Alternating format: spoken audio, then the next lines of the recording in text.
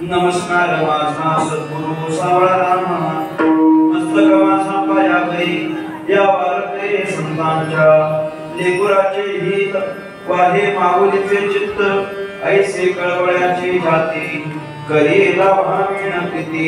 विठ्ठला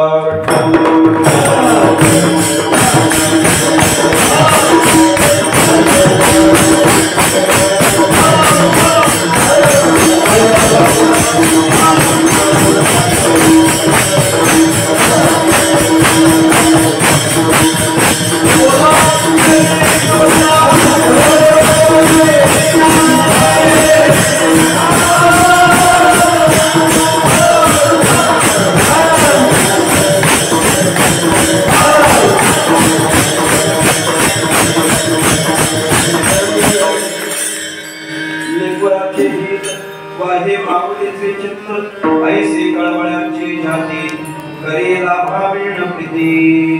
महाराष्ट्राचा आराध्य दैवत राजाधिराज भगवान श्री पंढरीनाथ परमात्मा, कैवल्य साम्राज्य चक्रवर्ती विश्वसंत महावैष्णव ज्ञानराज माऊली, स्वानंद सुखनिवास प्रातः स्मरणीय गणपती सद्गुरु श्री वामन बाबा, सद्गुरु श्री सावळा बाबा महाराज, स्वानंद सुखनिवासी प्रातः स्मरणीय सद्गुरु संत श्री गणेशनाथ महाराज आदी करून सर्व साधू संतांच्या चरणी विनम्रपणे नतमस्तक होतो. माझ्या समोर उपस्थित माझ्यापेक्षा ज्ञानाने वयाने अनुभवाने ज्येष्ठ श्रेष्ठ कीर्तनकार प्रवचनकार मातृभगिनी श्रोता गायक वादक आदी करून कलाकार वर्ग तुम्हा सर्वांच्या चरणी साष्टांग प्रणिपात करून परमात्म्याच्या संकीर्तनाला आरंभ करतो. विठ्ठला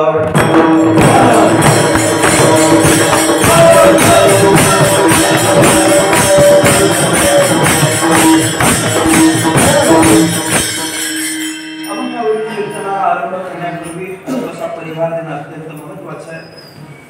अत्यंत पुण्य पावन तीर्थक्षेत्र उजनी प्रातः स्मरणीय संत सद्गुरु श्री गणेशनाथ महाराजांच्या पदस्पर्शाने पुनीत झालेली ही भूमी आहे. त्यांच्या चरणी आपला अत्यंत श्रद्धाभाव आहे. ज्या संतांच्या कृपा आशीर्वादाने आपण अध्यात्माची वाटचाल करीत आहोत. पाठ नाही असं म्हणण्याची हिंमत आहे का कोणाची इथं? काकड्याच्या पहिल्या मालिकेतला एक 5वा-6व्या क्रमांकाचा अभंग आहे. काकड्याच्या पहिल्या मालिकेतला, अर्थात हा अभंग त्यांच्याच परिचयाचा असेल ज्यांचा काकड्याशी संबंध असेल. ज्यांचा काकड्याशी संबंध नाही त्यांचा या अभंगाचा पण परिचय नाही. सगळ्यांच्या परिचयाचा, वारकऱ्यांच्या नित्य पाठातला, रोजच्या म्हणण्यातला, काकड्याच्या पहिल्या मालिकेतला अत्यंत प्रसिद्ध असलेला हा अभंग या ठिकाणी कीर्तनरूपी सेवेकरिता निवडला. या अभंगाच्या माध्यमातून जगद्गुरु संत श्रेष्ठ श्री तुकाराम महाराजांनी आपल्या जीवनाची पारमार्थिक वाटचाल करत असताना आपल्या जीवनामध्ये काहीतरी चांगलं व्हावं, आपल्या जीवनामध्ये काहीतरी हिताचं व्हावं, आपली परमार्थाची वाटचाल योग्य रीतीने व्हावी, या सगळ्या परमार्थाची जबाबदारी या अभंगातून तुकाराम महाराजांनी संतांकडे सुपूर्द केलेली आहे.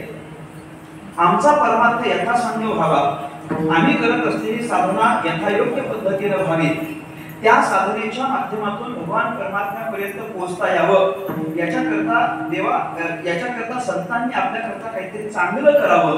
ही चांगलं करण्याची जी जबाबदारी आहे ती तुकाराम महाराजांनी या अभंगातून संतांकडे सोपवली आहे. एका वाक्यात म्हणायचं झालं तर या अभंगातून जगद्गुरु श्री तुकाराम महाराज आपली परमार्थाची जबाबदारी संतांकडे सुपूर्द करतात. विठ्ठला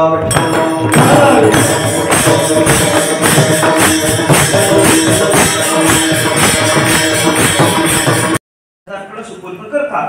तुकाराम महाराजांना वाटलंच असतं तर तुकाराम महाराजांनी ही जबाबदारी देवावर सुद्धा सुपूर्द करू शकले असते.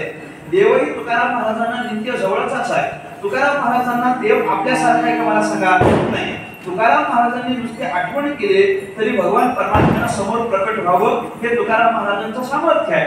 म्हटल्यानंतर तुकाराम महाराजांनी स्वतःच्या संबंधानं जी पारमार्थिक भल्याची, पारमार्थिक काहीतरी चांगल्यापणाची तुकाराम महाराजांना अपेक्षा आहे किंवा जी तुकाराम महाराजांना जबाबदारी द्यायची आहे ती तुकाराम महाराज देवावर सुद्धा देऊ शकत होते.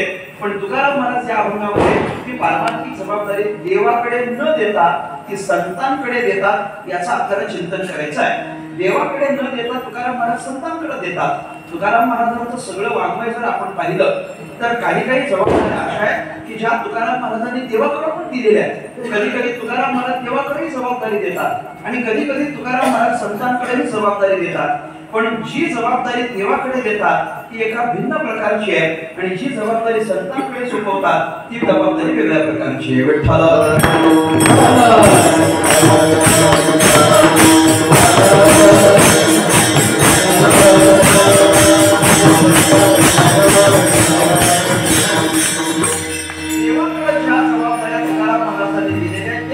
संमिश्र प्रकारच्या मिश्र पद्धतीच्या काही जबाबदाऱ्या ज्या तुकाराम देवाकडे सोपवतात.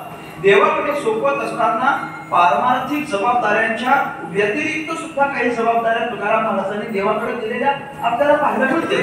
कारण देवाचं सामर्थ्य पाहता तुकाराम महाराजांनी सगळ्याच जबाबदाऱ्या सगळ्या प्रकारच्या एक विशिष्ट जबाबदारी तुकाराम महाराज देवाकडे देतात असं नाहीये. तुकाराम महाराज देवाकडे जबाबदारी देत असताना सगळ्या प्रकारच्या जबाबदाऱ्या सोपवतात. मग त्याच्यामध्ये स्वतःच्या चांगल्याची पण असेल, त्याच्यामध्ये तुकाराम महाराज स्वतःच्याकडे असलेल्या दुःखाला कमी करण्याची जबाबदारी असेल, आपल्याकडे असलेले हे जन्म आणि मृत्यू याची साखळी सोडवण्याची असेल, अशाही काही जबाबदाऱ्या तुकाराम महाराज देवाकडे सोपवत असताना आपल्याला पाहायला मिळतात ना. आम्ही परमार्थ करतो आणि आमच्या परमार्थामध्ये ज्या ज्या अडचणी आहेत त्या सगळ्या अडचणी तुम्ही बाजूला करा अशी जबाबदारी तुकाराम महाराज देवाकडे देतात की नाही. जळवतनी येथे उपजविती अंतराय सायासाचे जोडी माझे तुमचे पाय ही जबाबदारी तुकाराम महाराजांनी कोणाला दिली आहे? ती देवाला दिलेली जबाबदारी आहे की नाही. ती देवाला जबाबदारी दिलेली आहे. आता माझा साया येथे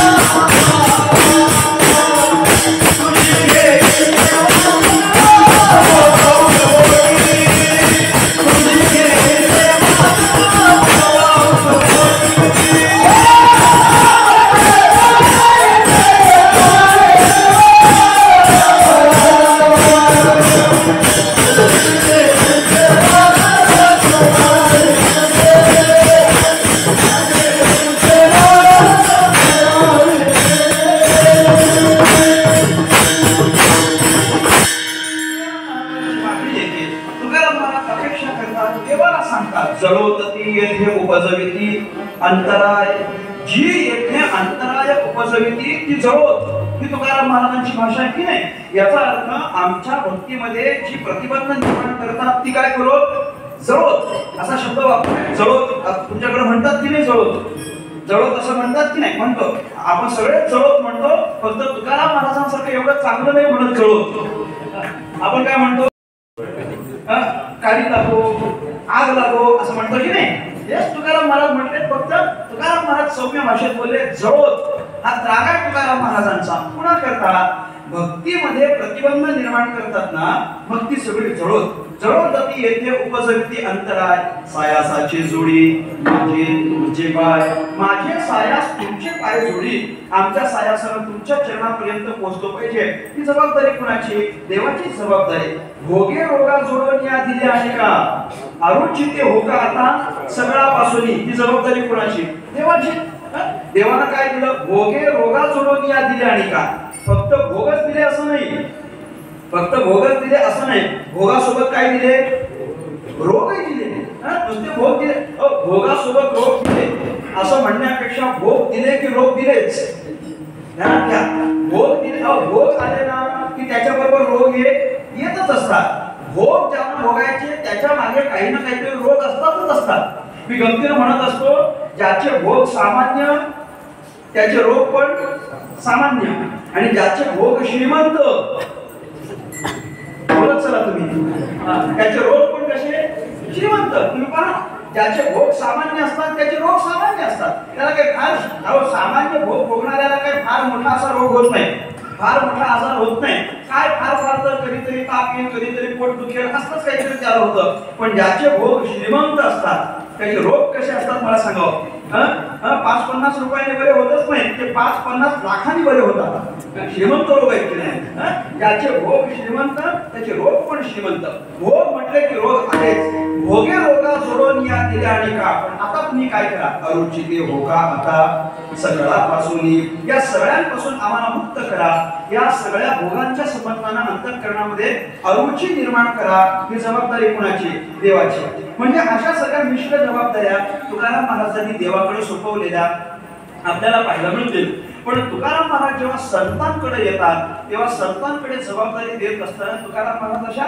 संमिश्र जबाबदारी तुकाराम महाराज देवाकडे देत नाही कधीच देत नाही आमच्याकडची संपत्ती आमच्याकडून जाऊ द्या किंवा नको नरके मुक्ती आणि संपदा हे कोणाला सांगितलंय देवाला हे कधी संतांना सांगितलेलं ऐकलं का तुम्ही संतांना सांगत नाही आमच्या वाट्याला आलेले भोग सगळे निघून जाऊ दे हे कधी संतांना सांगितलं का संतांना सांगत नाही आमच्या भक्तीत ते प्रतिबंध तुम्ही बाजूला करा हे संतांना सांगितलं का नाही संतांना सांगित नाही या सगळ्या जबाबदाऱ्या देवाकडे आहेत संतांकडे जबाबदारी देत असताना फक्त आणि फक्त परमार्थाचीच जबाबदारी देतात केवळ परमार्थ बाकी कुठली जबाबदारी तुकाराम महाराज देत नाही पण देवाकडे देत असताना या सगळ्या पद्धतीच्या जबाबदाऱ्या तुकाराम महाराजांनी दिलेल्या आहेत तुम्ही संतांकडे या ना तुकाराम महाराज जेव्हा संतांकडे येतात तेव्हा जबाबदारी कोणती बाबा आमचं काहीतरी भलं करा आमचं काहीतरी चांगलं करा आमच्या काहीतरी हिताचं करा अशा पद्धतीची जबाबदारी तुकाराम महाराज संतांकडे सोपवतात याचा अर्थ काय देवाकडे जबाबदारी देत असताना संमिश्र जबाबदारी आहे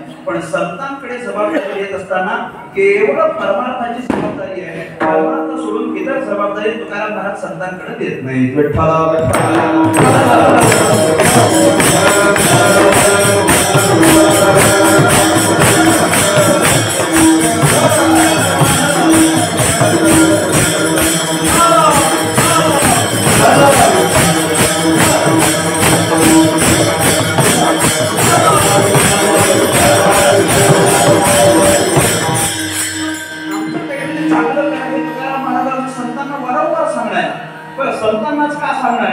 संतांनाच का सांगणार एवढ्या करता सांगणार कारण एकदा संतांना सांगितलं की दुसऱ्या कुणाला सांगायची गरज पडत नाही संतांना सांगितलं की दुसऱ्या कुणाला सांगायची गरज पडत नाही आपल्याला जे हवं ते परमार्थातलं तेही साधू संत देतील आणि प्रपंचातलं तेही देतील पण प्रपंचातलं सांगायचं नसतं प्रपंचात नाहीतर सगळं पूर्ण करतात ना एका जनार्दनी संत पूर्ण करीत ती मनोरथ एकनाथ महाराज म्हणतात सगळ्याच्या सगळ्या इच्छा संत पूर्ण करतील पण म्हणून संतांकडे कोणतीही जबाबदारी द्यायची नसते कोणती इच्छा व्यक्त करायची नसते संतांकडे देत असताना फक्त आपल्या हिताच्या संबंधाने आपल्या स्वतःच्या कल्याणाच्या संबंधाने काय ती जबाबदारी द्यायची तुकाराम महाराजांनी तेच केलं संतांकडे तुकाराम महाराज जातात आणि आपल्या चांगल्याच्या संबंधाने तुकाराम महाराज जबाबदारी संतांकडे देतात आपण रोज म्हणतो की नाही Oh,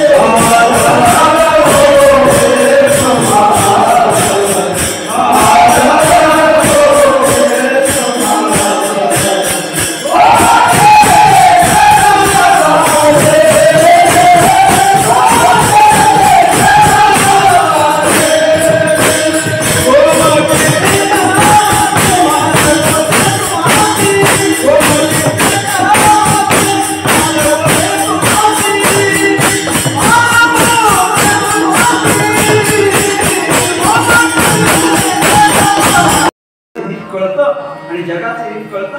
म्हणून मातेकरता जसा गुण आहे तसा आमच्या साधू संतांकडे सुद्धा गुण विशेष आहे. मातेच्या माऊलीच्या अंतःकरणामध्ये जसा लेकराचं हित आहे तसं संतांच्या अंतःकरणात समाजाचं हित आहे. मातेच्या अंतःकरणात लेकराचं हित तसं संतांच्या अंतःकरणात समाजाचं हित हे पहिलं कारण आहे. पहिलं कारण कोणतं कारण? अंतःकरणामध्ये समाजाच्या संबंधानं हित आहे ना आणि समाजाचं हित व्हावं असं संतांना वाटतं. या पहिल्या कारणामुळे सुद्धा तुका म्हणे माझे तू माझं लहानपणी होते हे लावत घ्यायचं पहिल्या क्षणापासून. त्यामुळे वाटतं की नाही माऊली आहे. साधू संतांचं अंतःकरण म्हणजे कुणाचं अंतःकरण? हे माऊलीचं अंतःकरण आहे. साधू संत म्हणजे माऊलीच आहेत की नाही? ज्ञानेश्वर महाराजांनी ज्ञानेश्वरीमध्ये तिघांना माऊली म्हटलेलं आहे. तिघांना एक ज्ञानोबा देवाला माऊली म्हणतात. देवाला माऊली अशी संज्ञा ज्ञानेश्वर महाराजांनी दिली आहे. तू संसार श्रांताची सावली अनाथ जीवांची माऊली आमुदे किर प्रसवले तुझीच कृपा देवाला म्हटलेलं आहे ज्ञानेश्वर महाराजांनी. देव कोण आहे? माऊली आहे. दुसरं कोणाला म्हणतात? श्रुती मातेला. अहितापासून काढीती हित देवनी वाढविती नाही का श्रुती परवती माऊली जगा हे श्रुतीला माऊली म्हटलेलं आहे. आणि तिसरं कोणाला? आमच्या साधक संतांना सुद्धा ज्ञानेश्वर महाराज माऊली म्हणतात. म्हणून साधका तू माऊली पिके सारस्वत तुझे पाऊली येणे कारणे मी सावली न संधी तुझी. तिघांना ज्ञानेश्वर महाराजांनी माऊली म्हटलंय. तिघांना माऊली म्हटलं यात काय नवल आहे? या संतांना जे माऊली म्हणतात, श्रुतीला जे माऊली म्हणतात आणि देवाला जे माऊली म्हणतात ती या विश्वाची माऊली आहे. हे तुम्ही ध्यानात घ्या. विश्वाची माऊली. ज्ञानेश्वर महाराजांना आम्ही काय म्हणतो? माऊली म्हणतो की नाही? का माऊली म्हणतो? सामान्य आपली जी सामान्य माऊली आहे ना त्या सामान्य माऊलीपेक्षा साधू संत रूपी जे माऊली आहेत त्यांची विचारधारा फार श्रेष्ठ आहे. माऊलीचं फक्त उदाहरण दिलं तुकाराम महाराजांनी. लेकराचे हित बाह्य माऊलीचे चित्त तसं संतांचं चित्त सुद्धा समाजाचे हित आहे. समाजाच्या हिताकरता संतांचं चित्त प्रवाहित होत असतं. हे पहिलं कारण आहे. दुसरं कारण काय? तुकाराम महाराज म्हणतात दुसरं कारण असं आहे की माऊलीच्या अंतःकरणामध्ये जसा लेकराचा कळवळ आहे तसा या संतांच्या अंतःकरणात लेकराचा कळवळाच आहे. ऐसी कळवळ्याचे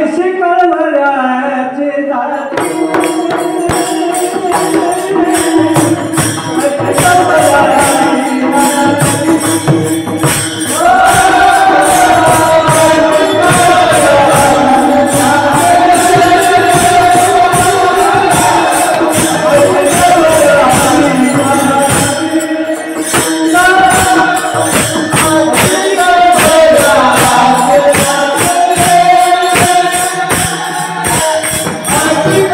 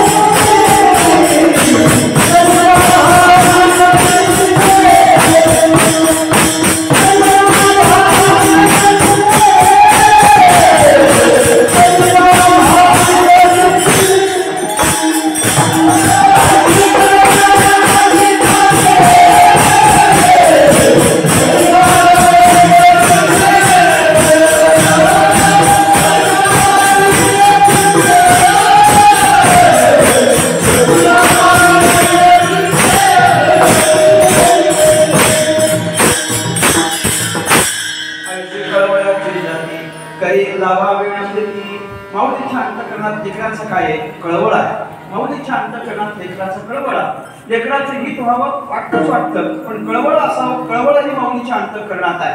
गीत आणि कळवळ वेगळं का? गीत आणि कळवळ वेगळं आहे का? वेगळं आहे. काय फरक आहे? कळवळ म्हणजे काय आहे? कळवळ म्हणजे काय? आपलं लेकरू आपलं बाळ हे त्याला दुःख होत असताना माऊलीला पाहत नाही. मग आपलं लेकरू जर आड मार्गाकडे वाटचाल करत असेल तर त्याला आड मार्गावरून काढून पुन्हा चांगल्या मार्गावर प्रवृत्त करणं, ही जी वृत्ती असते ना, त्याला कळवळा म्हणतात. त्याला कळवळा म्हणतात. कुठल्या आईला असं आवडेल मला सांगा? आपल्या लेकराला दुःख होताना तिला बघवेल का सांगा? एखादं कृत्य तो असं करायला लागला की ज्याच्यानं आपल्या लेकराला दुःख होणार आहे ते तिला पाहत नाही ना. मला सांगावं, एखादं लेकरू जर व्यसन करायला लागलं तर त्या आईला पटतं का? हो नाही बोला जरा. पटेल का? नाही पटत ना. आपलं लेकरू तंबाखू खातं हे जर आईला कळलं तर त्या आईला पटेल काय? पटत नाही. बाबा 25 वर्षाचं आपलं हे लेकरू आहे आणि 25 वर्षाचं लेकरू तंबाखू खातं, आवडेल का तिला? 25 वर्षाचंच काय, 50 वर्षाचं जरी असलं तरी तंबाखू खातं आवडेल का? आईलाच काय, ते कोणालाच पटत नाही. खाऊच नाही, खाऊच नाही. असल्या पद्धतीचं व्यसन करूच नाही. का करू नये? मी गमतीनं म्हणत असतो, तंबाखूचं व्यसन तर अजिबात करू नये. मी फार लहानपणापासून सांगत आलोय, तंबाखूचं व्यसन तर अजिबात करू नये. का करू नये? ती एवढी घाण सवय आहे ना, एवढी घाण सवय आहे की त्या वस्तूमध्ये ज्यांना त्यांना सवय असते ना, दुर्दैवानं त्यांच्याकडे कुठली तरी एकच गोष्ट असते. पटलं तर बघा, जरा समजून घेत चला. कुठलीतरी एकच गोष्ट असते आणि दुसऱ्याकडे ती दुसरी मागत असतात. म्हणजे कायम मागायचंच असतं ते. त्याच्यामध्ये एक जर असेल तर दुसरं मागायचं. हे अजून खुलं करून सांगू का? पटलंय आता? बस ना एवढं, बस एवढं ठीक आहे. म्हणजे ते कशाला ते करायचं? करूच नाही. आपल्या आईला आपण व्यसन केलेलं आवडत नाही. मग जर लेकरू व्यसन करते हे तिला कळलं, त्या लेकराला जाऊन सांगायचं की बाबा हे असं व्यसन करणं चांगलं नाही. हे व्यसन नंतर तुझ्या शरीराला हानिकारक ठरणार आहे, याच्यानं तुझं आरोग्य बिघडणार आहे, म्हणून हे असं व्यसन करू नको. त्याच्यापेक्षा काहीतरी चांगला आहार घ्यायचा बरं. हे जे सांगणं आहे ना, याच्या मागची जी भावना असते त्याला काय म्हणतात? कळवळा. त्याला कळवळा म्हणतात. संतांकडं समाजाचा असाच कळवळा.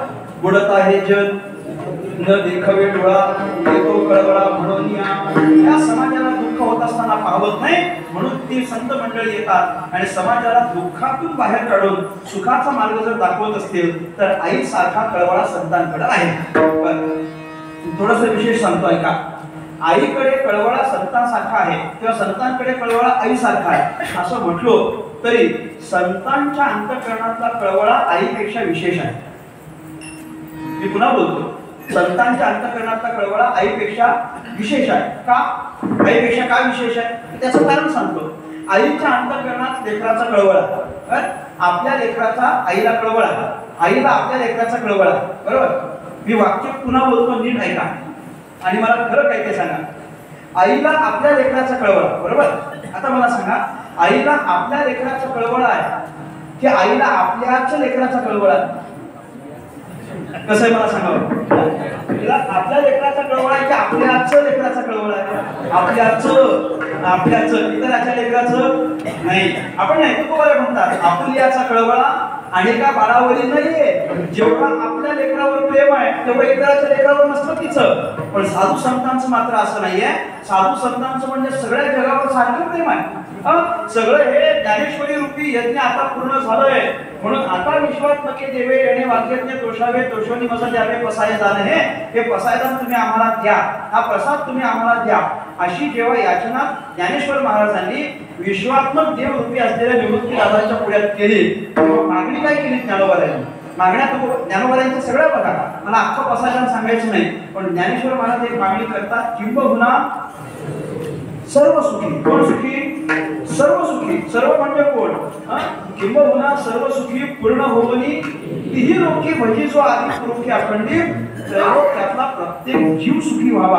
ही मागणी कशी आहे? व्यापक आहे. म्हणजे फक्त आपल्या लेकरापुरतं नाही, हे अख्ख्या जगापुरतं आहे. किंवा आणखी एक मागणी ज्ञानोबारांची, दुरितांचे किवीर जावो विश्व सदर्भ सूर्य पाहो. मला पुढचं सांगावं, जो जे वांछील तो ते लाभो. म्हणजे काय? ज्याला जी इच्छा असेल ना ती तुम्ही पूर्ण करा म्हटले. जो जे वांछील तो ते लाभो प्राणीजा. असं जर असेल तर संतांचा जो कळवळा आहे अख्ख्या जगाकरता आहे. माऊलीच्या अंतःकरणात लेकराचा कळवळा, संतांच्या अंतःकरणात समाजाचा कळवळा. दोन, करी लाभाविन प्रीती. माऊली लेकरावर प्रेम करते, ती लाभाशिवाय करते. तसं संत पण समाजावर प्रेम करतात, ते लाभाशिवाय प्रेम करतात. तीन, पुढचं चरण तुकोबारा म्हणतात, पोटी भारव आहे त्याचे सर्व सोयीस आहे. पोटात सांभाळ करते की नाही 9 महिन्यांपर्यंत. जसं 9 महिन्यांपर्यंत आपल्या उदरात माऊली लेकराचा सांभाळ करते, तसं तो या समाजात जन्माला आला, या जगात जन्माला आला की जगात असेपर्यंत संत मंडळी त्याचा सांभाळ करतात. संत मंडळी सांभाळिले सांभाळिले सांभाळिले अनाथा, किंवा तुका म्हणे वत्स देनोवेचे चित्ती तैसे मज येती सांभाळिले. संत सांभाळ करतात. 4 आणि 5वी गोष्ट संत तुकाराम महाराज म्हणतात, त्याचे सर्वस्वही सगळं सहन करते. माऊली आपल्या लेकराचं सगळं सहन करते. थोडस तुलनेनं बोलतो, शेवटी 1-2-4 मिनिटं बोलतो थांबतो. सगळं सहन करते. आई लेकराचं सगळं सहन करते. बाप सगळं सहन करतो का? मला सांगा. सगळं सहन करतो का? सगळं नाही सहन करत. लेकरात प्रेम असतंय, प्रेम बापाचं पण आहे आणि प्रेम आईचं पण आहे, पण फरक आहे. त्याच्या दोघांमध्ये फरक आहे. एखादं लेकरू आहे, लेकराचं तोंड माखलेलं आहे, लेकराचं तोंड माखलेलं आहे, लेकराच्या नाकातून शेपूड आहे म्हटल्यानंतर मग आई त्याला उचलून घेईल आणि बाप काहीतरी बोला सर, मला अनुभव नसल्याला मला बोलता येत नाही, त्याच्यामुळे तुम्ही बोला. बापाला काही बाप उचलून घेत नाही का? घेतो ना, बाप पण उचलून घेणार आहे. आई आपल्या लेकराला उचलून घेईल, बापही उचलून घेईल. मग फरक काय? फरक काय? गमतीनं फरक सांगतो तुम्हाला. फरक एवढाच आहे, लेकरू आहे, लेकराचं तोंड माखलेलं आहे, लेकराच्या नाकातून शेपूड आहे, आई उचलून घेते पण बाप आणि बापही उचलून घेतो. फरक एवढाच आहे की आई उचलून घेते आणि मग नाक पुसते, बाप आधी नाक पुसतो मग उचलून घेतो. फरक कळला तर बघा, फरक कळला तर एवढा फरक आहे, अधिकच आहे तो फरक आहे. अहो, आई सगळं सहन करते ना.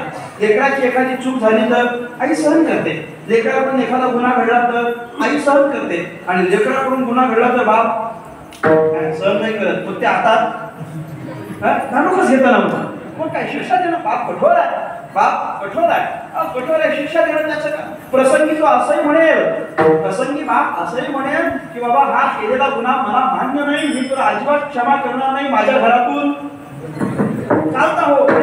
आई तसं म्हणत नाही, तसं म्हणत नाही, म्हणतच नाही असं नाही. कधी कधी आई पण शिक्षा करते, आई पण शिक्षा करते. ते पूर्वीच्या वेळी असं व्हायचं, पूर्वीच्या काळी बाप शिक्षा करायचा म्हणजे बाप मारायचा आणि आई प्रेम करायची. आता उलट झालंय, आता आया मारतात म्हणजे लेकराला. कन्फ्युजन नको म्हणजे म्हणून बोललो. आता आया मारतात. तुम्ही शहरामध्ये जा, शहरामध्ये गेल्यानंतर आता बाप प्रेमळ झालाय आणि आई कठोर झालेली आहे. परंतु आई कठोर शिक्षा करत नाही असं नाही, ती शिक्षा करते. पण शिक्षा केल्या शिक्षा केल्यानंतर ते पोरगं रडलं. मला सांगा, पोरगं रडलं तर पोरगं एकटंच रडतं की आई पण रडते? तुम्ही पहा कधी आई समोर नाही, पण आज जाईल ती आई रडते आणि काही वेळानंतर परत येते त्या पोराला मांडीवर घेईल आणि परत समजा. आधीच्याच अभंगात तुकाराम महाराजांनी ती जबाबदारी दिली की नाही. आता तुम्ही कृपावंत साधू संत जीवलग गोपटे ते कळा माझे फार वर्षे तुम्हासी. हे आधीच्याच अभंगात तुकाराम महाराजांनी संतांकडे जबाबदारी दिली आहे. आता संतांकडे जी जबाबदारी दिली ती गोप्य करण्याची जबाबदारी दिली, चांगलं करण्याची जबाबदारी दिली, आपलं स्वहित करण्याची जबाबदारी तुकाराम महाराज संतांकडे देत असतील तर संतांकडेच का दिली? या अभंगामध्ये तुकाराम महाराजांचा तोच आशय आहे. याही अभंगामध्ये तुकाराम महाराजांनी संतांकडे जबाबदारी सोपवून तुकोबाला मोकळे झाले. तुका म्हणे माझे तुम्हा संतांवरी ओझे, तुम्हा संतांवरी ओझे ही तुकाराम महाराजांनी जबाबदारीच दिली आहे. पण संतांवर जबाबदारी तर का दिली आहे हा चिंतनाचा विषय आहे. आपण सुरुवातीला म्हटलो की नाही, तुकाराम महाराज देवाला सुद्धा जबाबदारी देऊ शकत होते, पण तुकाराम महाराज देवाला जबाबदारी न देता संतांना देतात. का देतात? बरं, देवातील संतांत काही फरक आहे का मला सांगावं? देव आणि संत यामध्ये काही फरक आहे का? काही फरक हो नाही बोला जरा, काहीतरी माना तरी हलवा बाबा, काही फरक आहे की नाही सांगा ना मला जरा. काय आहे का काही फरक? संत आणि देव यात काही फरक नाही. नित्याचे म्हणण्याचे प्रमाण देव ते संत, देव ते संत, निमित्त त्या प्रतिमा, काही फरक नाही यांच्यामध्ये. ते वर्तत दिसती तेही परी ते देही ना माझे ठाई परी मी तयाचे हृदय समुद्र असे ज्ञानोबा ज्ञानेश्वरीमध्ये सांगतात. याचा अर्थ देव आणि संत यात असा काही फरक नाहीये. देव आणि संत एकच आहे. देव आणि संत सारखेच आहे. ते स्वरूपानं सुद्धा सारखे आहेत आणि सामर्थ्यानं सुद्धा सारखे. स्वरूप देवाचं काय आणि संतांचं काय सारखंच असेल, यात नवल नाही. अहो, सामर्थ्य सुद्धा देवाचं आणि संतांचं सारखंच आहे. म्हणजे देवाकडे जेवढी शक्ती आहे तेवढी सगळीच्या सगळी शक्ती संतांकडे आहे. काहीच फरक नाही. मी म्हणतो देवाला जे जे काही करता येतं ते सगळं संतांना करता येतं. हो की नाही मला सांगा? देवाला जे करता येतं ते सगळं संतांना करता येतं. देवाला जे जमतं ते सगळं संतांना जमतं. या उलट म्हणायचं झालं तर संतांना जे जमतं ते देवाला जमेलच असं काही सांगता येत नाही. तुम्ही पहा, सगळे उदाहरण पुराणातली पहा. देवाला जे जमतं ते संतांना सगळं जमतं, सगळं करता येतं. पण संतांना जे करता येतं ते देवाला करता येईलच असं काही सांगता येत नाही. संतांचं सामर्थ्य हे देवापेक्षा थोडं जास्तीचं म्हटलं तरी हरकत नाही. हे तर देवाचं संतांचं सारखंच आहे. सामर्थ्याच्या बाबतीत काही फरक करता येत नाही. आपण अनेक वेळा म्हणतो देवाकडे काय सामर्थ्य आहे, देवाकडे काय सामर्थ्य? देव कर्तुम अकर्तुम अन्यथा कर्तुम शक्ती संपन्न आहे असं नेहमी आपण म्हणत असतो. देवाकडे 3 प्रकारच्या शक्ती आहेत, कर्तुम, अकर्तुम आणि अन्यथा कर्तुम. 3 शक्ती देवाकडे आहेत. कोणत्या कोणत्या? एक कर्तुम, दुसरं अकर्तुम आणि तिसरं अन्यथा कर्तुम. पहिली शक्ती कुठली आहे? कर्तुम. दुसरी अकर्तुम आणि तिसरी अन्यथा कर्तुम. पहिली कुठली आहे? कर्तुम. दुसरी अकर्तुम. तिसरी अन्यथा कर्तुम. पहिली कर्तुम, दुसरी अकर्तुम, तिसरी पहिली. तुम्ही सगळं बोलत नाही तरी पुढे जात नाही. सगळं बोला. पहिली कर्तुम शक्ती आहे, दुसरी अकर्तुम, तिसरी अन्यथा कर्तुम, पहिली पहिली शक्ती कर्तुम आहे, अकर्तुम आहे, अन्यथा कर्तुम. या 3ही प्रकारच्या शक्ती देवाकडे आहेत ना. देवाला या सगळ्या शक्ती आहेत. मी म्हणतो देवाकडे जसं कर्तुम, अकर्तुम, अन्यथा कर्तुम आहे तसं संतांकडे सुद्धा कर्तुम, अकर्तुम, अन्यथा कर्तुम आहे. फरक काहीच नाहीये. कळव म्हणून मी थोडा विस्तार करेन. देवाकडे कर्तुम शक्ती आहे. कर्तुम शक्ती म्हणजे काय? कर्तुम शक्ती याचा अर्थ काय होतो? एखाद्याला जन्माला घालायचं. ऐका, एखाद्याला जन्माला घालायचं ही शक्ती कोणाची आहे? देवाची आहे की नाही? आंधळ्या पांगळ्याचा एक विठोबा जाता प्रसवतला विश्व तोची सर्व होय जाणता. म्हणजे विश्वाचं प्रसवण कोणाकडे आहे? त्याच्याकडेच आहे. त्याच्याकडेच आहे. म्हणजे या सगळ्या चराचरामध्ये एखाद्याला जन्माला घालणं हे सामर्थ्य कोणाचं ठरलं? देवाचं. पण जन्माला घालण्याचं सामर्थ्य आहे, पण ज्याला जन्माला घातलंय त्याला इथून घेऊन जाण्याचं पण सामर्थ्य कोणाचं आहे? देवाचंच आहे. मला विशेष पुढे सांगायचं आहे. इथं जन्माला घालण्याचं सामर्थ्य आहे, इथून घेऊन जाण्याचं पण सामर्थ्य आहे. पण याच्या पुढे जाऊन बोलेल, इथून ज्याला घेऊन गेलाय त्याला परत इकडे आणायचं सामर्थ्य पण कोणाचं आहे? देवाचंच आहे. परत इकडे आणायचं.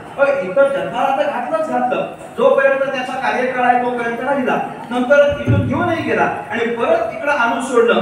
परत इच्छा झालीच देवाची तर परत मेलेल्याला सुद्धा जिवंत करणं हे सामर्थ्य कोणाचं आहे?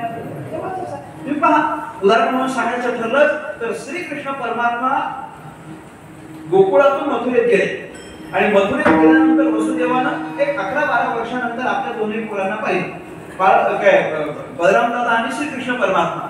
आता या कृष्णाला आणि बलरामाला बाबा आपलीच पोरं, आपण यांचा काही व्यवस्थित सांभाळ करू शकलो नाही, हे आपल्या सानिध्यात नव्हते.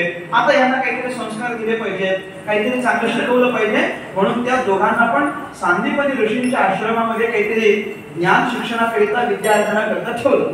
सांदीपनी मुनींच्या आश्रमामध्ये कृष्ण परमात्मा बलराम दादा दोघे पण 12 वर्षांपर्यंत राहिले आणि 12 वर्षाचा त्यांचा तो विद्यार्जनाचा कालावधी संपला.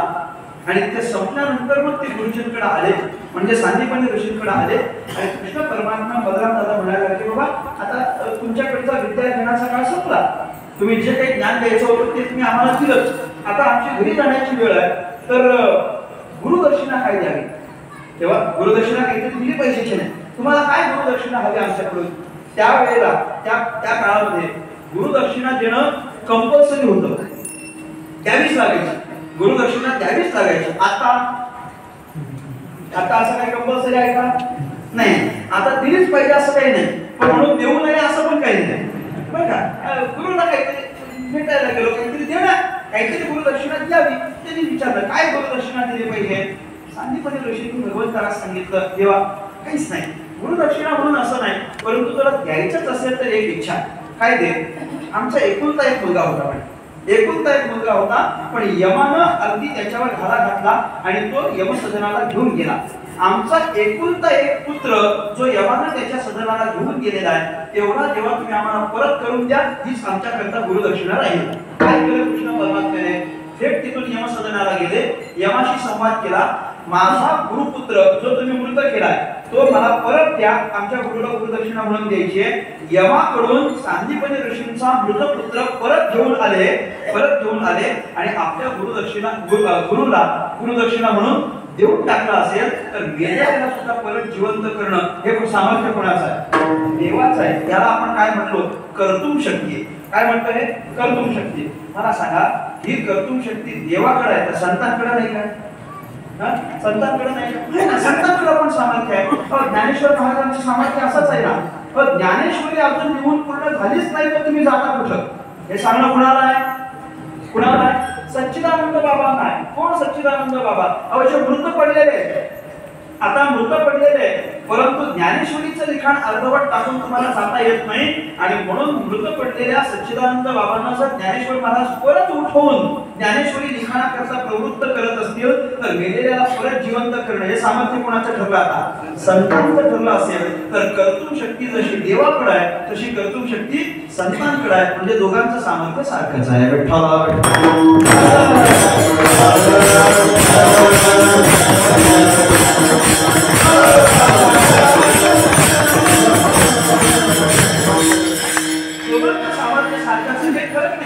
पहिली शक्ती कर्तुम, दुसरी काय आहे?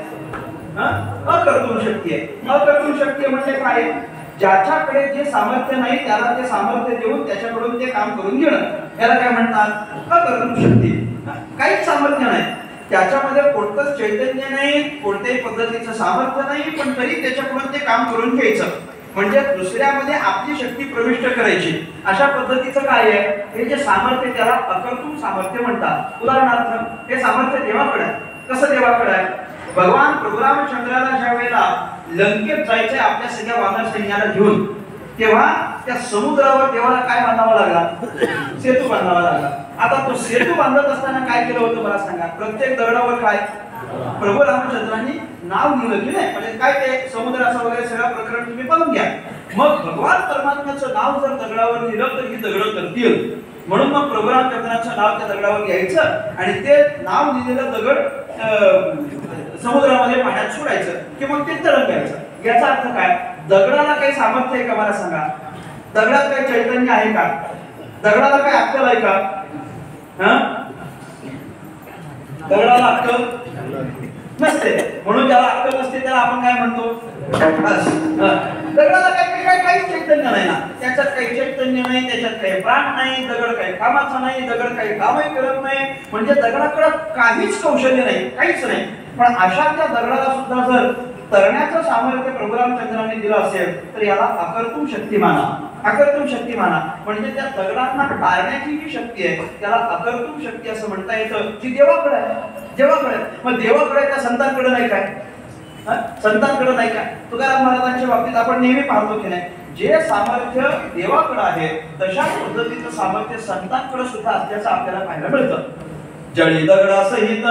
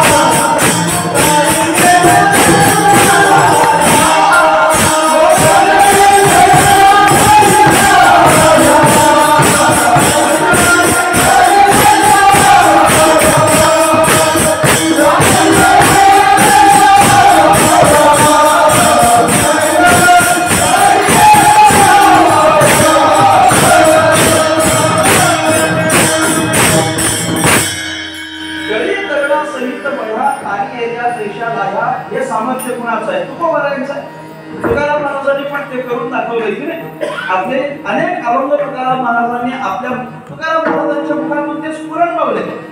तुकाराम महाराजांच्या मुखातून आपोआप ते अभंग त्या परिस्थितीच्या अनुसार स्फुरण पावले आणि स्फुरण पावलेले सगळे ते अभंग जेव्हा लिखित स्वरूपात आले, लोकांपर्यंत पोहोचायला लागले, लोकांना तुकोबारायांचे अभंग पचले आणि लोकांनी तुकोबारायांचे अभंग पाठ करायला सुरुवात केली आणि नित्य पाठाचे अभंग म्हणून तुकाराम महाराजांचे अभंग लोकांनी म्हणायला सुरुवात केली. तेव्हा तत्कालीन असलेली जी विद्वान मंडळी आहेत त्यांना तुकोबारायांचे अभंग पटले नाहीत ना. ते तुकाराम महाराजांना म्हणत नाही, तुकाराम महाराजांचे अभंग जमणार नाही. नुसतं जमणार नाही असं नाही, रामेश्वर भट्टांनी पत्र लिहिलं देऊगावच्या पाटलाला, काय तुकोबांना त्यांचं कवित्व बंद करायला सांगा, अन्यथा त्यांना गावातून निष्कासित करा, गावाबाहेर काढा. आणि जर तुकाराम महाराजांनी त्यांचं कवित्व बंद केलं नाही, अभंग रचना बंद केल्या नाही, तर मी तुमच्या गावात पाऊल ठेवणार नाही. रुसले कोट रामेश्वर भट्ट रुसले देऊ गावावर. रामेश्वर भट्ट रुसले म्हणजे एखाद्या गावानं आपल्या मनासारखं नाही केलं की रुसणं हे तेव्हापासूनच चालत आलेलं आहे, आताच नाही. तेव्हापासूनच आहे. रामेश्वर भट्ट म्हणते मला जमणार नाही, येणार नाही म्हणते. बरं, त्यावेळेचे रामेश्वर भट्ट म्हणजे मोठे पंडित, त्यांच्याकडे बरंच कौशल्य होतं. अनेक पुराण कथा सांगण्याचं कौशल्य रामेश्वर भट्टांकडे असल्या कारणानं हे जर आपल्या गावावर रागावले, नाराज झाले, तर आपल्या गावाला चांगलं काही श्रवण करता येणार नाही. म्हणून देवगावचा पाटील पण तुकोबाऱ्यांकडे आला आणि तुकाराम महाराजांना सांगायला लागला, बाबा अमुक अमुक प्रकार घडला, आता काय करावं. तुकाराम महाराजांचा प्रसिद्ध अभंग आहे, कोपाला पाटील गावीचे हे लोक, आता माझं देव कोण घाली वगैरे वगैरे. तर त्या पाटलांना सांगितलं की बाबा असा असा प्रकार घडला, त्यामुळे तुम्ही तुमचे अभंग आजपासून करू नका, तुमचे कवित्व बंद करा. तुकाराम महाराजांनी विचारलं, कोणी सांगितलंय. ते रामेश्वर भट्टाने सांगितलंय. त्यांची जाऊन भेट घेतो. तुकाराम महाराज वाघोलीला रामेश्वर भट्टांची भेटी करता आले आणि सांगितलं की बाबा तुम्ही जी काही आज्ञा केली आहे ती आज्ञा मी मानणार. तुमची आज्ञा मला शिरसावंदी आहे, मी मानतो तुमची आज्ञा. पण कारण काय. अभंग माझं कवित्व बंद करण्याचं कारण काय. बंद करण्याचं कारण रामेश्वर भट्टाने विचारलं. कारण विचारतो म्हणे. कारण काय म्हणजे अरे तुझे तो अभंग, तुला कवित्व करण्याचा अधिकार दिला कोणी. तुकाराम महाराज म्हटलं मी काही माझ्या मनानं कवित्व नाही करत. पांडुरंग परमात्म्याने स्वप्नात येऊन मला दृष्टांत दिला. स्वतः नामदेव महाराजांनी स्वप्नात येऊन सांगितलं की बाबा तू कवित्व कर, माझे बोललेले अभंग तू दे, म्हणून तर मी सांगायला लागलो. रामेश्वर भट्ट म्हटले हे स्वप्नात आले आणि सांगितले, दुसऱ्या कोणाला तरी सांग म्हटले. हे म्हणे हे मी काय ऐकून नाही घेणार स्वप्नात बिप्नात, असं काय होत नसतं. म्हणे खरंच माझ्यावर विश्वास ठेवा, पण तसं घडलं म्हणून मी कवित्व करतो, पण तुम्ही सांगत असाल तर बंद करतो. रामेश्वर भट्ट म्हटले ठीक आहे, बंद करायचे. का बंद करायचे. तुमच्या अभंगातून वेदांचा अर्थ प्रतिध्वनित होतो, वेदांचा अर्थ निघतो, आणि वेदाचा अर्थ सांगणं किंवा वेद सांगणं हा अधिकार शूद्राला नाही. मी शूद्राला म्हटले हा अधिकार फक्त आम्हा उच्चवर्ण यांना आहे, तुम्हाला तो अधिकार नाही अभंग सांगायचे नाही. तुकाराम महाराज म्हटले ठीक आहे. आता बऱ्याच युक्त्या कल्पना करून झाल्या. आता रामेश्वर भट्ट काही ऐकतच नाही. तर तुकाराम महाराजांनी रामेश्वर भट्टांना विचारलं, ऐका बरं तुकोबाऱ्या म्हणता तुम्ही सांगता त्याप्रमाणे मी आजपासून अभंग करणार नाही, आजपासून अभंग करणार नाही. पण एक शंका फार चांगली आहे, आपल्या सारख्याने विचारली पण नसती, पण तुकाराम महाराज शंका विचारतात. तुकोबाऱ्या म्हटले एक साधी शंका अशी आहे, आजपासून मी पुढे अभंग करणार नाही, पण आजपर्यंत जे केले त्यांचं काय करू म्हटलं. आजपर्यंत जे अभंग मी केले सांगितले जे लिखित स्वरूपात आहेत त्यांचं काय करायचं. मग रामेश्वर भट्टाने सांगितलं की ते सगळे अभंग इंद्राणीच्या पाण्यात बुडवा. आणि तुकाराम महाराजांनी हसत हसत बुडवले. तुम्हाला सांगतो तुकाराम महाराजांना काहीच वाटलं नाही. तुकाराम महाराज हे अत्यंत विरक्त महात्मा आहेत, काही वाटलं नाही. तुकाराम महाराजांनी हसत हसत नुसत्या त्या वयात बुडवल्या असं नाही, त्या वया बुडवलेल्या परत वर येऊ नये म्हणून त्याला दगड पण बांधून बुडवलं, परत वर न येण्याची पण व्यवस्था केली. परत वर न येणं म्हणून ते दगड बांधून खाली बुडवले. आणि तुकाराम महाराज काही नाही आपले निवांत आहे रोजच्या सारखे. पण ते गावचे काही लोक तुकाराम महाराजांकडे आले आणि तुकोबाऱ्यांना म्हणायला लागले काय उपयोग आहे म्हटलं एवढी वर्ष भक्ती करता, एवढी वर्षी कीर्तन करता, एवढं रात्रंदिवस रामकृष्ण करता, काय उपयोग. अरे तुम्ही एवढे केलेले सगळे अभंग तुमच्या हाताने बुडवले, हे काय तुम्हाला बरं वाटतं का. मग तुमचा विठोबा राहिला तरी कुठं, कधी तुम्हाला मदत करणार. अमुक तमुक आपल्या भक्तीवर लोकांनी शंका घेतली. तुकाराम महाराजांना पटली नाही. आणि मग तुकाराम महाराज दुसऱ्या दिवशीपासून 13 दिवसांपर्यंत देवानं यावं आणि रक्षण करावं याच्याकरिता उपोषणाला बसतात, देवाच्या करता प्रार्थना करतात. आणि देवानं येऊन तुकाराम महाराजांच्या त्या अभंगांच्या वया तारल्या. बरोबर की नाही. आपण नेहमी म्हणत असतो राघव सागरा पाषाण चालले तैसे तुकोबाचे म्हणा किंवा तुकोबाने म्हणा, दोन्ही पाठ आहे. तुकोबाचे अभंग रक्षिले किंवा तुकोबाने अभंग रक्षिले. तुकोबाने असं म्हटलं तर तुकाराम महाराजांनी रक्षण केलं, आणि तुकोबाचे असं म्हटलं तर तुकाराम महाराजांच्या सांगण्यावरून देवाने रक्षण केलं. म्हणजे सामर्थ्य कुणाचं आहे, तुकोबांचंच आहे, एवढं मात्र नक्की आहे. तुकाराम महाराजांनी त्या वया राखल्या म्हणजे काय झालं. तुकाराम महाराजांनी देवाला प्रार्थना केली, आतापर्यंत केलेल्या भक्तीचं फळ म्हणून काही असेल तर बाबा हे आता आपल्या भक्तीवर आलेला आठ देवा तुम्ही बाजूला करा. देवानं तुकाराम महाराजांना येऊन सांगितलं तुम्ही चिंता करू नका, 13 दिवसांपर्यंत तुमच्या वया काय बुडल्या नाही. 13 दिवस झाले तुमच्या वया बुडल्या नाही. का नाही बुडल्या. मी स्वतः त्या वया घेऊन म्हणे पाण्यात होतो, तुम्ही धावाच करत नाही तर येऊ कशाला म्हटलं.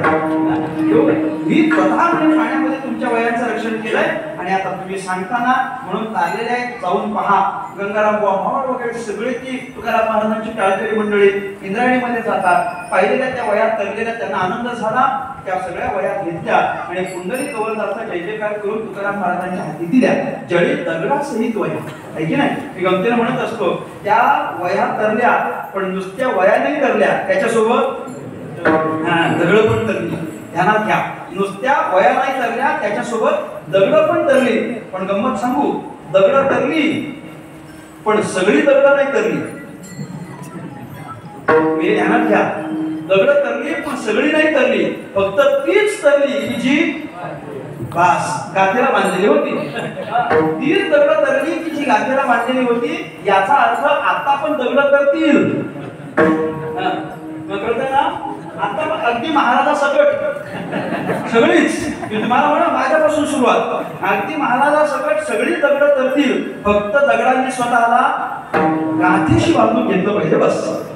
आपण स्वतःच्या जीवनाला गाथेशी बांधून घेतलं की मग त्याच्यानंतर आपली पण तरण्याची आपल्याला कल्पना करता येईल. आणि जर आपण आपल्या जीवनाला गाथा ज्ञानेश्वरीशी बांधून घेतलं नाही तर ती जी बाकीची दगड तरली नाहीत ना तशीच राहिली, त्यांच्यासारखं आपल्यालाही राहावं लागेल. याचा अर्थ तुकाराम महाराजांनी नुसत्या वया तारल्या असं नाही, तुकाराम महाराजांनी दगड सुद्धा तारली. या म्हणजे भगवंतानं जशी दगड तारून दाखवली तशी तुकाराम महाराजांनी पण जर दगड तारून दाखवली असतील तर देवाकडे जशी अकर्तुम शक्ती आहे तशी संतांकडे सुद्धा अकर्तुम शक्ती आहे. दोघांचं सामर्थ्य सारखंच आहे. विठ्ठला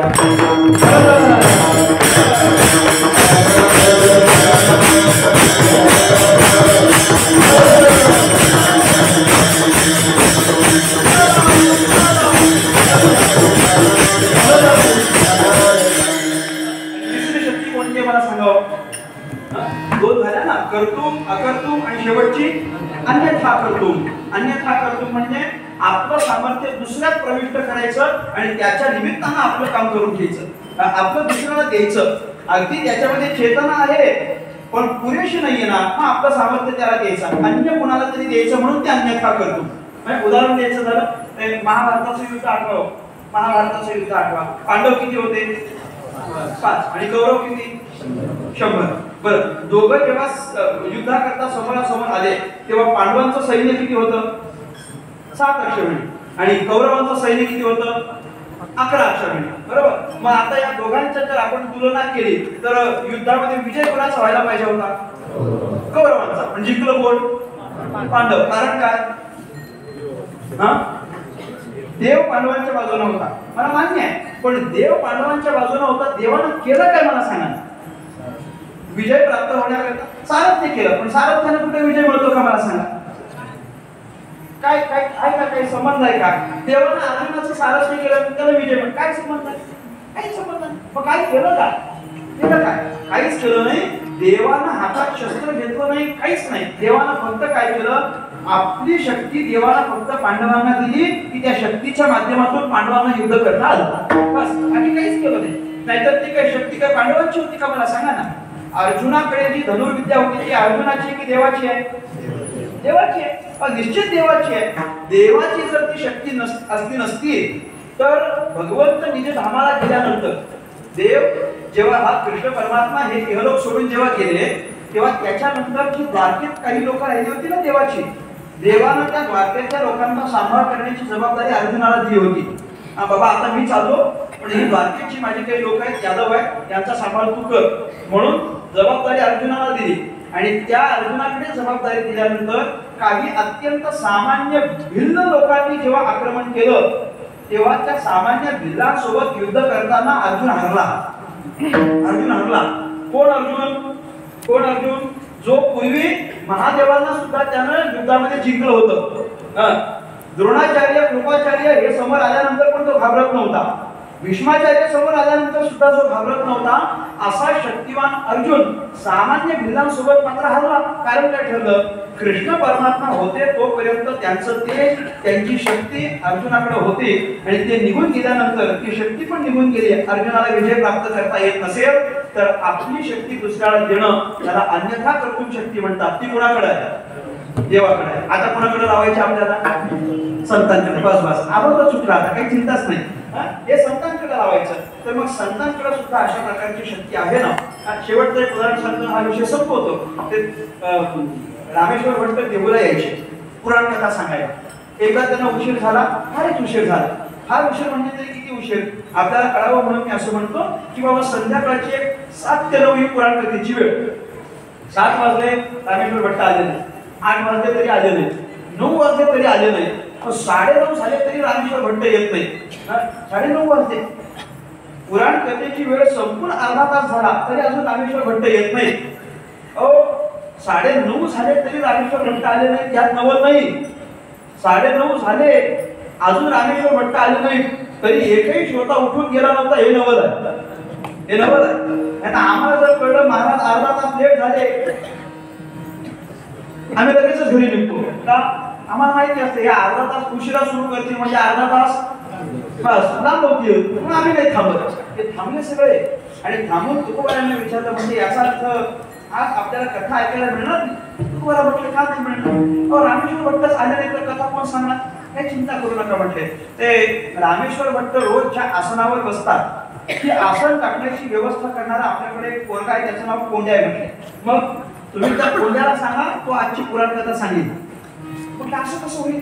तो त्याला काही चक्कर नाही, आसन टाकणार आहे, त्याला फक्त आसनच टाकता येतं, त्याला काही सांगता येणार आहे?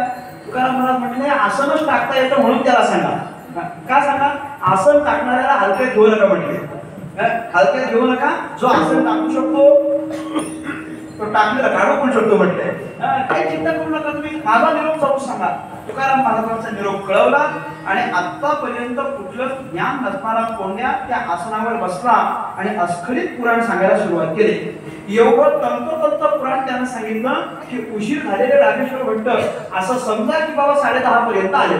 ते आपल्याला कळावं म्हणून वेळा बोलतो, त्याच्या असल्या काही वेळा नव्हत्या. 10:30 पर्यंत ते आले. बघितलं लोक बसलेली आहेत, कान टवकारून ऐकतायत, कुणीतरी समोर आसनावर बसलाय आणि तो पुराण कथा सांगतोय. बरं ती कथा एवढी गोड लागली रामेश्वर भट्टांच्या कानाला की रामेश्वर भट्टांनी तिथंच मागेच उभं राहून एक 5-10 मिनिटं ती कथा ऐकली आणि ती अत्यंत तंतोतंत योग्य असल्या कारणानं त्या बाजूच्या एका माणसाला सहजच असं कोपरा लावून रामेश्वर भट्टाने विचारला, हे कुठला महाराज बोलवलाय म्हटले? कुठला ब्राह्मण आहे का म्हटले? का इकडे चालता चालता आला होता म्हणून सांगितलं का म्हणे? काशीचा वगैरे बोलवून घेतला, काय केलं काय? म्हटले काही काशीचा वगैरे ब्राह्मण नाही, दूरचा महाराज पण नाही. मग आहे तरी कोण? तुमचं आसन टाकणारा जो कोंड्या आहे ना म्हटले, तोच कोंड्या पुराण कथा सांगायला सुरुवात केली म्हटले. कसं घडलं कसं? काही नाही, तुकाराम महाराजांनी सांगितलं आणि तुकाराम महाराजांच्या सांगण्यावरून त्यानं पुराण कथा सांगायची सुरुवात केली. मग तुकोबारांनी केलं काय मला सांगा? काहीच नाही. आपली शक्ती त्या कोंड्यामध्ये दिली आणि कोंड्यानं पुराण कथा सांगितली. त्याला म्हणतात अन्यथा कर्तुम शक्ती. बस हे अन्यथा कर्तुम शक्ती आहे. हीच अन्यथा कर्तुम शक्ती ज्ञानोबारांकडे पण आहे की नाही? रेड्याला वेद बोलायला लावलं म्हणजे काय केलं? काहीच नाही. आपली सामर्थ्य शक्ती रेड्यात दिली म्हणून रेडा वेद बोलतो. म्हणजे देवाचं जसं सामर्थ्य आहे तसं सारखंच्या सारखं सामर्थ्य संतांकडे असेल तर देव आणि संत हे स्वरूपानं सुद्धा सारखे आहेत आणि देव आणि संत हे सामर्थ्यानं सुद्धा सारखेच आहेत. आता प्रश्न एवढाच आहे की देव आणि संत हे स्वरूपानं म्हणजे ज्ञान स्वरूपानं आणि सामर्थ्यानं जर सारखेच असतील तर तुकाराम महाराज देवाकडे जबाबदारी न देता संतांकडे का देतात? प्रश्न आहे, संतांकडे का देतात? संतांना का तुकाराम महाराज झुकतं माप देतात? संतांकडेच तुम्ही माझं काहीतरी कोणतं करा अशी जबाबदारी का देतात? याचं उत्तर एका वाक्यात आहे. तुकाराम महाराज संतांकडेच जबाबदारी देतात, देवाकडे देत नाहीत. याचं कारण काय? तुकोबारा म्हणतात काहीच नाही. याचं कारण इतकं सोपं आहे की देव आणि संत या दोघांच्या स्वभावाकडे मी पाहिलं आणि स्वभावाकडे पाहून जबाबदारी संतांकडे द्यायची ठरवलं. आणि काय स्वभाव पाहिला? तुकोबारा म्हणतात एका वाक्यात सांगतो, जर मला विचाराल तर देवाचा स्वभाव कसा आणि संतांचा स्वभाव कसा, तर देवाचा स्वभाव हा बापासारखा आहे आणि संतांचा स्वभाव हा आईसारखा आहे. देवाचा स्वभाव हा बापासारखा स्वभाव आहे आणि संतांचा स्वभाव हा माऊलीसारखा आहे. बापाचा स्वभाव हा कठोर आहे, बापाचा स्वभाव कणखर आहे, पण संतांचा स्वभाव हा माऊलीसारखा मृदू आहे, कोमल आहे, प्रेमळ आहे. आणि संतांचा स्वभाव हा माऊली प्रमाणे असल्या कारणानं देवासारख्या देवाला कठोरच म्हटलंय की हरी तू निष्ठुर निर्गुण म्हटलेलं आहे की नाही? देवाला निष्ठुर म्हटलं असेल तर देवाचा स्वभाव कठोर आहे, बापासारखा आहे, पण संतांचा स्वभाव हा माऊलीसारखा आहे, आईसारखा आहे. आणि माऊलीकडे असलेले जेवढे गुणविशेष आहेत ते सगळे गुणविशेष संतांकडे आहेत. म्हणून तुका म्हणे माझे तुम्हा संतांवरील उपजे, ते सगळे गुणविशेष आहेत. म्हणून मग असे कोणते गुणविशेष आईकडे आहेत की जे संतांकडे पाहायला मिळतात? त्याची यादी तुकाराम महाराजांनी या अभंगातून सांगितली आणि मातेचा माऊलीचा एक अत्यंत मोठा मोठा गुणविशेष तुकाराम महाराजांनी प्रस्तुत केला. अभंग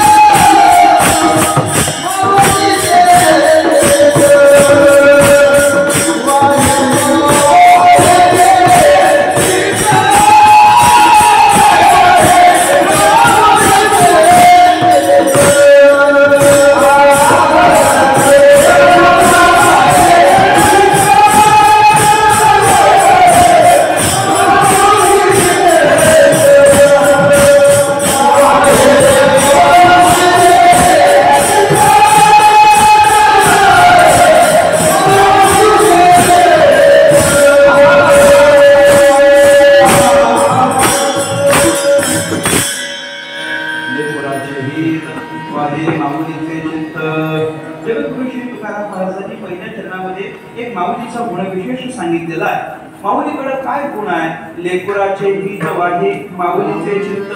अन्वय करायचा ठरला. माऊलीचे चित्त लेकुराचे हित वाढे. माऊली कुणाला म्हणतात? आई कुणाला म्हणतात? जिच्या अंतःकरणाचा प्रवाह हा सदैव लेकराच्या हिताकडेच प्रवाहित होत असतो तिला काय म्हणायचं? माऊली. तिला आई म्हणता येतं. माऊली म्हणजे या जगामध्ये एकमेव असं व्यक्तिमत्व आहे आपल्या लेकराच्या हिताकडे तिचं चित्त प्रवाहित होत असतं.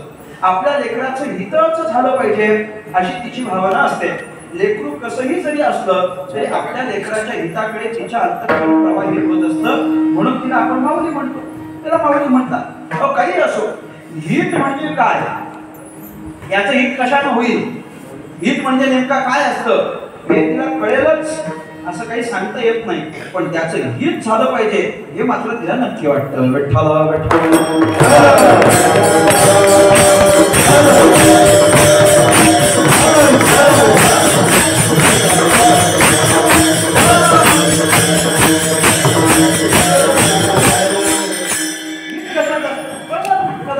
कदाचित असं होईल.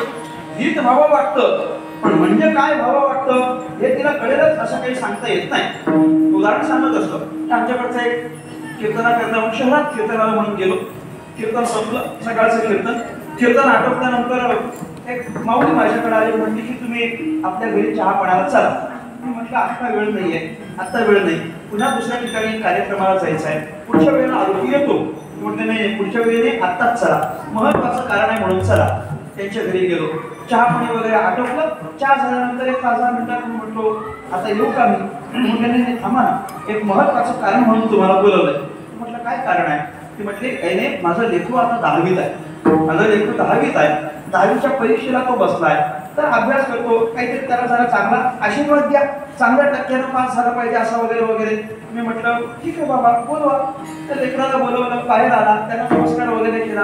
मी त्याला विचारलं बाबा कसं काय चाललाय अभ्यास. म्हटलं चांगला सुरू आहे. म्हटलं 8वीत किती टक्के होते. म्हटलं 90% होते.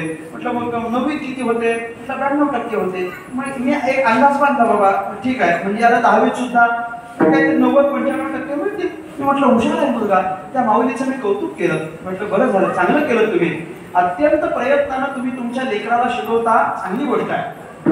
ते म्हटले खरंच महाराज, फार प्रयत्नानं त्याला शिकवला, कष्ट करून शिकवला, मेहनत करून शिकवलाय.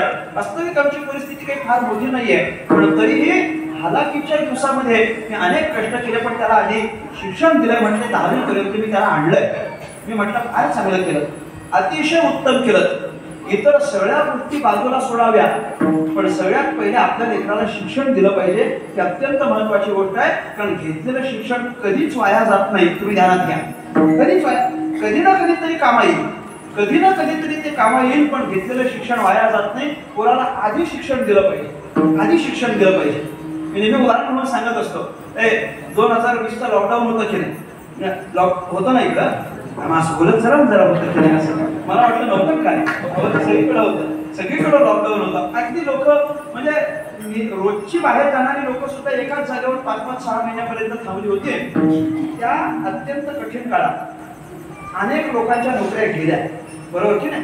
अनेक कंपन्यांनी वर्कर्स कमी केले, कामगार कमी केले, अनेक लोकांच्या नोकऱ्या गेल्या. पण तुम्हाला थोडं सांगतो, त्या काळामध्ये 2020 मध्ये जेव्हा लोकांच्या नोकऱ्या गेल्या ना, तेव्हा मी नवीन नोकरी मिळवली. मला जून 2020 ची माझी जॉईनिंग होती. तेव्हा एक मल्टीनॅशनल कंपनीमध्ये, मी IT इंजिनियर आहे, त्याच्यामुळे मला नवीन जॉब मिळाला. पण तो का मिळाला काही नाही, कारण एकच आहे, आमच्या वडिलांनी आम्हाला शिक्षण दिलं म्हणून. पण दिलंच नसतं तर काय केलं असतं मला सांगा. इतर वेळेला रोज 3-3 कीर्तन करणारे आम्ही घरीच. तेव्हा 2020 मध्ये सगळ्या घरीच होतो की नाही, काहीच दुसरा पर्याय नाही. मग आता काय करायचं, घेतलेलं शिक्षण वाया जात नाही, कधी ना कधीतरी कामी येतं. मी त्या माऊलीचं कौतुक केलं आणि सहज अगदी निघता माऊलीला विचारलं, अजून किती शिकवणार तुम्ही तुमच्या पोराला, काय तुमचा मानस काय तुमची इच्छा काय, अजून किती शिकवणार. तिनं जे मला उत्तर दिलं ते फार महत्वाचं आहे. ती म्हटली महाराज मी माझ्या पोराला जाम शिकवणार. तुमच्याकडे हा शब्द आहे की नाही मला माहिती नाही, जाम आहे का, आहे ना, नाही त्याचा अर्थ भरपूर असा होतो. जाम म्हणजे किती, भरपूर शिकव. आता भरपूर म्हणजे किती तिला नाही माहिती, भरपूर शिकवणार आहे म्हणजे किती शिकवणार आहे तिला माहिती नाही. भरपूर मोठा होणार आहे, मी माझ्या पोराला मोठा करणार आहे म्हणजे काय करणार आहे तिला कल्पना नाही त्याची. बाबा तो इंजिनियरच झाला पाहिजे, डॉक्टरच झाला पाहिजे, आर्किटेक्ट झाला पाहिजे, फार्मासिस्ट, काहीच तिला माहिती नाही. तिला फक्त एवढंच माहिती आहे की आपला पोरगा शिकून मोठा झाला पाहिजे. याचा अर्थ काय, वाहे माऊलीचे चित्त, ते फक्त वाहे.